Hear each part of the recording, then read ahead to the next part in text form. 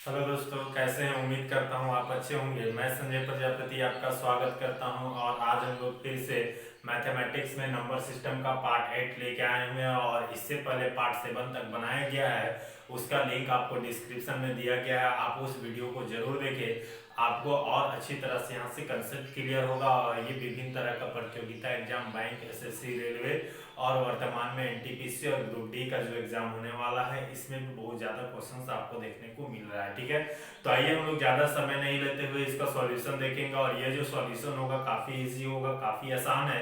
बिना ट्रिक्स के द्वारा काफी आसान से आप इसको बना सकते हैं। तो सबसे पहले आज हम लोग यहाँ पर देखेंगे कि संख्याओं में किस तरह से लंबी विभाजन प्रक्रिया का यूज किया जाता है, उसके बारे में थोड़ा सा जानेंगे। और हम लोग पढ़े हैं कि जानते हैं कि यूक्लिड विभाजन एल्गोरिथम का फार्मूला जो लागू होता है, जिसको हम लोग लिखते हैं भाज्य बराबर भाजक इंटू भागफल प्लस शेषफल। ठीक है, ये होता है फार्मूला। इस फार्मूला को आपको याद रखना है और ये फार्मूला से बहुत ज्यादा क्वेश्चंस आपको देखने को मिलेगा।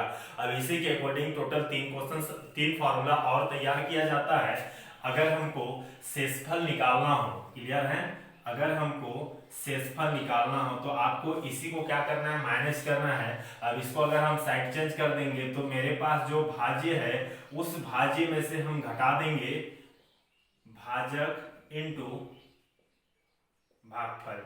ठीक है, तो इस तरह से अगर हमको शेषफल निकालना है तो भाज्य में से भाजक इंटू भागफल को क्या करेंगे, मल्टीप्लाइड करके घटा देंगे तो मेरा शेषफल निकल जाएगा। तो ये भी आसान रहा। अगर इसी में से अगर हमको भाजक निकालना है, अब इस भाज्य को निकालने के लिए आपको क्या करना पड़ेगा कि भाज्य में से शेषफल को घटा देंगे।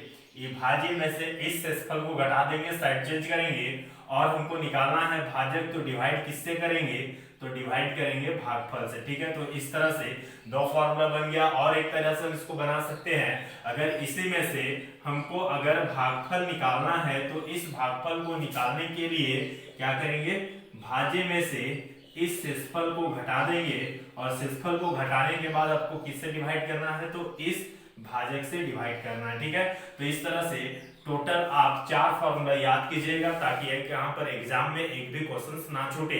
और ध्यान रहे कि अगर आप ये फॉर्मूला भूल भी गए तो आपको ऊपर वाला याद रखना है, ये मोस्ट इंपॉर्टेंट फॉर्मूला है, इसी के अकॉर्डिंग आपको काम करना है। तो आइए हम लोग ज्यादा समय नहीं लेते हुए इसका सॉल्यूशन देखेंगे और ये जो सॉल्यूशन होगा काफी इजी होगा। ठीक है, तो ठीक है, आप इसको कॉपी में नोट कीजिए ताकि एक भी क्वेश्चन ना छूटे।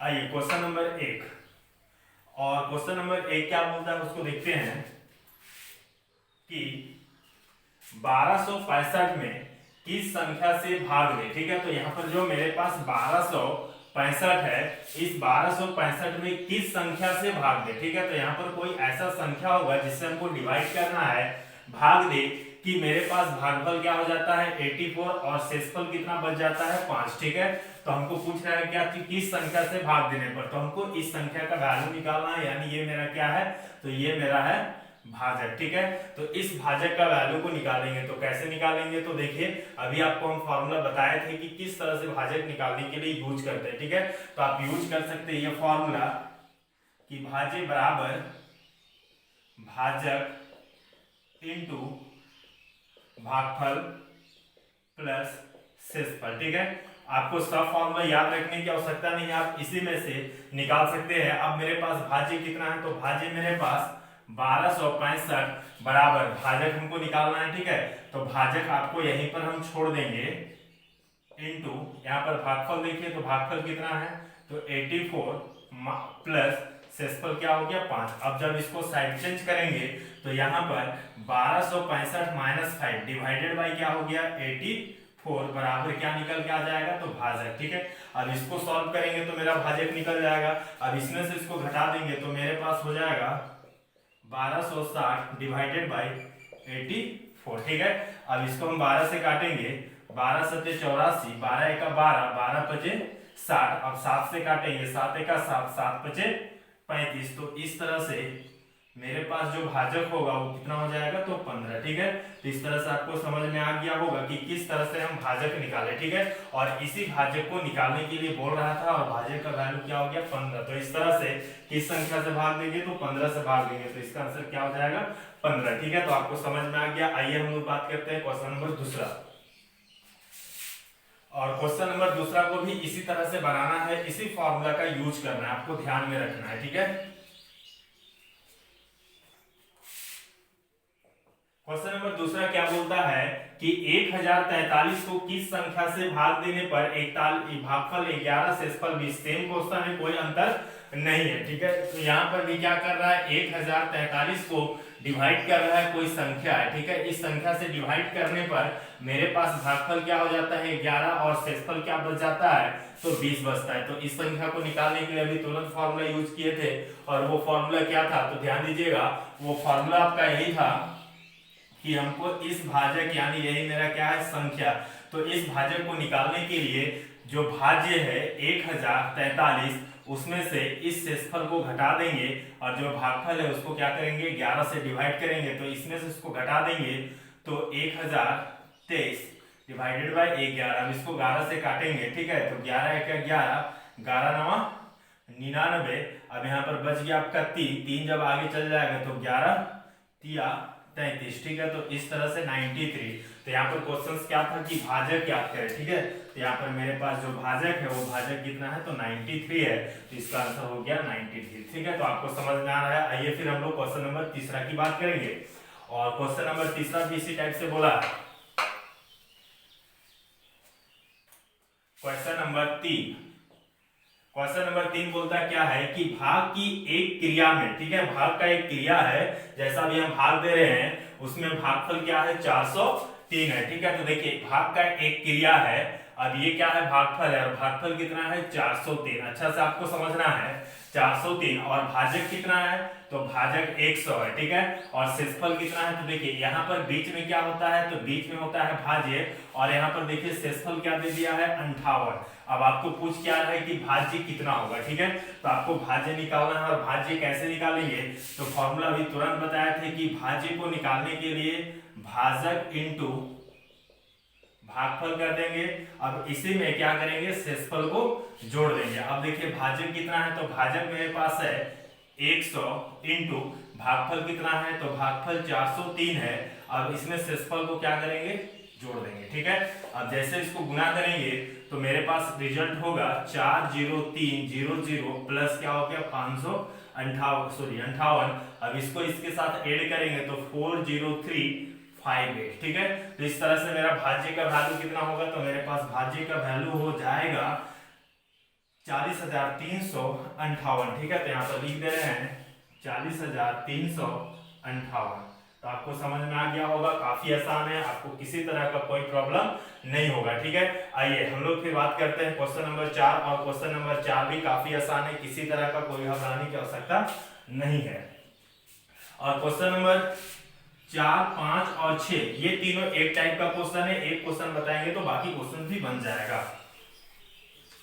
आइए फिर हम लोग बात करते हैं क्वेश्चन नंबर 4, और क्वेश्चन नंबर 4 यहां पर बोलता क्या है कि किसी संख्या को, मेरे पास कोई संख्या, ध्यान से क्वेश्चंस को समझिएगा, किसी संख्या को 136 से भाग देने पर, किसी संख्या को, यहां पर कोई संख्या है, ठीक है, इस संख्या को 136 से भाग देने पर शेषफल, ठीक है, कितना बच जाता है, 36 बच जाता है। तो फिर बोलता है यदि उसी संख्या को, यानी फिर से हम क्या करेंगे, इसी संख्या को 17 से भाग देंगे, इसी संख्या को अगर हम 17 से भाग देंगे तो शेषफल क्या पूछेगा। ठीक है, तो यहाँ पर आपको शेषफल निकालना है।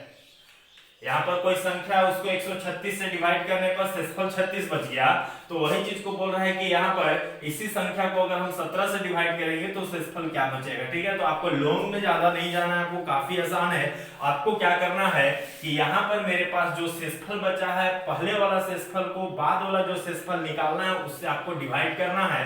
तो यहाँ पर क्या करेंगे हम कि 36 को हम डिवाइड करेंगे, कितना से करेंगे, तो इस 17 से डिवाइड करेंगे, यानी यहां पर जो 36 है, इस 36 को इस 17 से डिवाइड करेंगे, तो 17 दूना 34। ठीक है, अब शेष कितना बचेगा, तो इसमें से इसको घटाएंगे तो शेष मेरे पास 2 बचेगा। तो यही मेरा क्या होगा, आंसर होगा। ठीक है, तो आपको समझ में आ गया होगा। तो यहाँ पर ध्यान दीजिएगा आप एक चीज को कि यहाँ पर जो 17 है उस 17 को 136 को डिवाइड करेंगे तो वो पूरा पूरी कटेगा, लेकिन 36 17 से पूर्व विभाजित नहीं होगा। तो 17 दूना 34, 17 दूना 34 कितना बचा, 2 बचा। ठीक है, तो ये आपका शेषफल आ गया, आपको पेन भी नहीं चलाना है। ठीक है, सेम प्रोसेस पे काम करेंगे। क्वेश्चन नंबर 5, अब उसी संख्या को बोल रहा है क्या कि किसी संख्या को, सेम क्वेश्चन है ऊपर जैसा ही, किसी संख्या को 156 से भाग देने पर शेषफल कितना बच जाता है, 29 बचते हैं। उसी संख्या को 13 से भाग देंगे तो शेषफल क्या बचेगा। तो आपको क्या करना है, तो 13 देखिए ये जो है ये 156 ये 13 से कट जाएगा पूरा पूरी। ठीक है, पूर्ण विभाजित होगा, लेकिन यहाँ पर जो 29 है ये 13 से नहीं कटेगा। तो 13 दूना 26, शेष कितना बच गया, शेष 3 बच गया। ठीक है, तो आपको क्या करना है, सीधा सीधी, इतना लॉन्ग भी नहीं जाना है, आपको क्या करना है, सीधे 156 जो है, सॉरी 156 नहीं, यहां पर जो 29 है, इस 29 को हम सीधे डिवाइड करेंगे 13 से।